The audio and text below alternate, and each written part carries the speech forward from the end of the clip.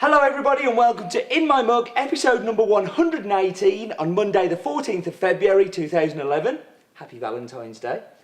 My name is Stephen Layton and I like coffee more than I like El Salvador and Costa Rica.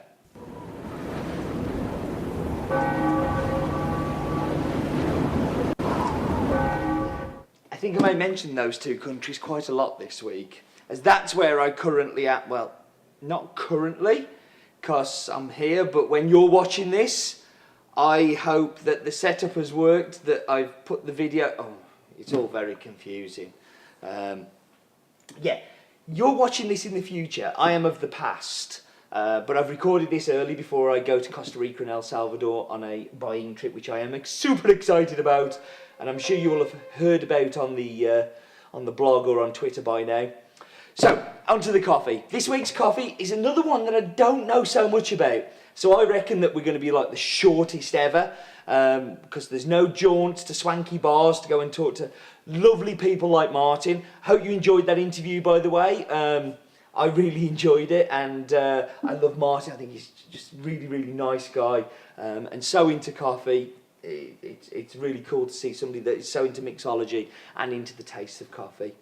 So anyway, let's talk about coffee. Coffee that we're going to be talking about today is from Ethiopia, and it's called Ogawa. And it's a blend of coffees brought together at origin by an exporter. The exporter is called Moplako. This is a naturally processed, sun-dried coffee. And Moplako kind of focused very much on getting the very best out of the coffee. So this is a blend of two sun-dried coffees that they've put together, but they've really gone into lots of detail of kind of breaking them into smaller lots. And Helena, who owns the company, has done lots to try and kind of get people very excited about their coffees. And this is where this blend has kind of come to fruition from. But she's also very passionate about the kind of ethical stance on paying, trading for coffee, and doing a really good job for the people and the producers at origin, and that's why we like and want to work with these people, because they have a very good focus on not just quality but also on making sure that the people behind the coffees are looked after. The blend of the coffees they're very secretive about, and I actually don't know what's in there, but I will bet you £100.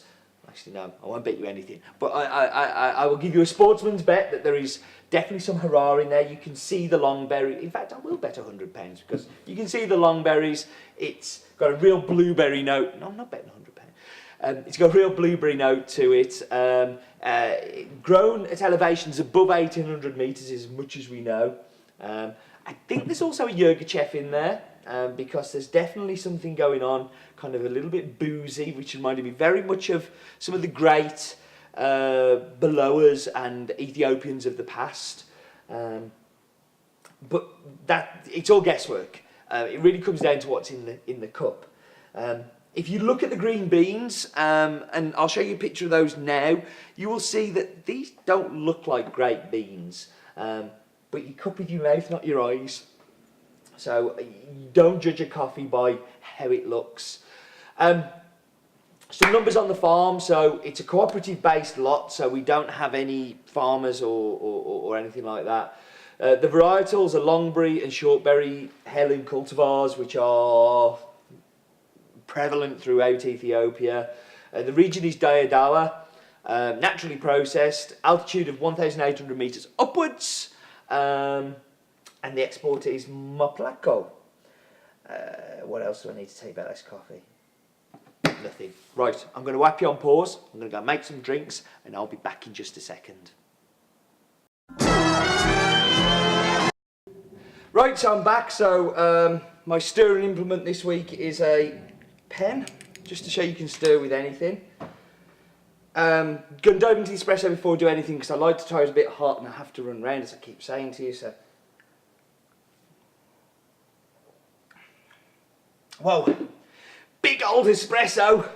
I pulled this one quite tight actually. It was a 24-second extraction, but much kind of really short. So real ristretto almost. Because I think that this is such a bold cup, that kind of works well with it. On the espresso you get The blueberry is just all over this drink. You'll notice that I'm using just standard has-been cups today because I've run out of cups. I'm going to have to hopefully get some more while I'm in Costa Rica and El Salvador. But as an espresso, blueberry, blackcurrant, dried fruits, funky, big and bold. Absolutely delicious, actually. But this is where I'm really looking forward to it because I know that it cuts through the milk well.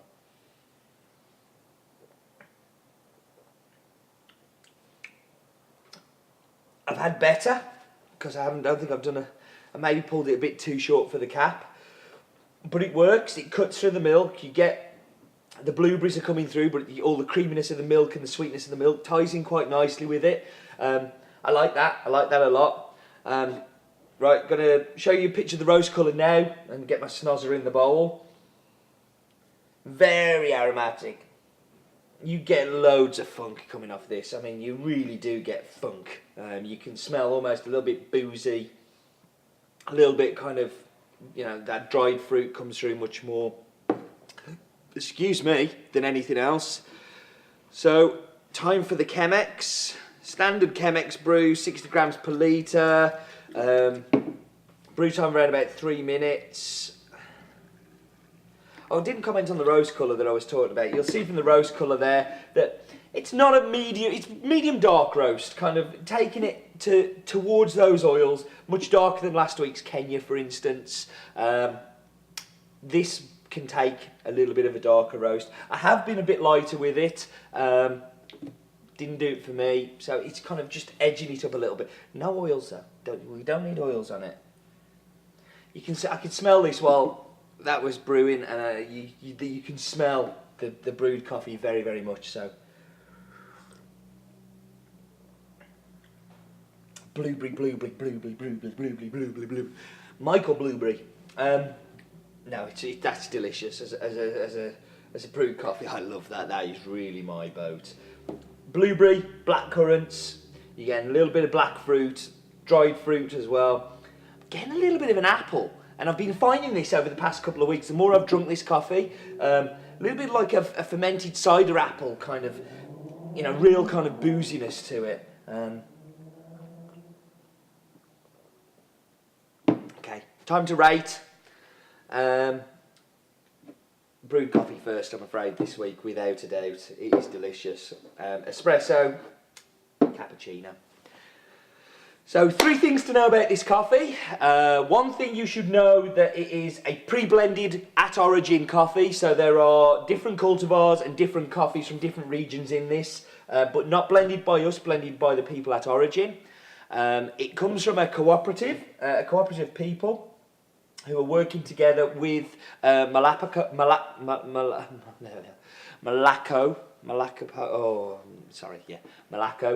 and third thing to know, profile of this cup, blueberry, dark fruit, real natural fruit, a little bit of dried fruit going in on there. And also on the brewed coffee, you get a little bit of kind of like this cider apple booziness that I really like with it. This week's, well, if you're watching it, you can manage to get out. It's going to be a little bit harder because I don't have an internet connection, but I'm going to set everything up to come out while I'm away. The following weeks, I don't get back till the Sunday. Hopefully I can record something while I'm away, but if I don't, then it may be that it's the Monday it comes out. Please forgive me. It's really stressful trying to organise the recording and the trip. Today I probably could have done without it as I have bags to pack, but I didn't want to miss our time together, if you like. I'm going to wrap up. I'm rambling. Life is too short for bad coffee.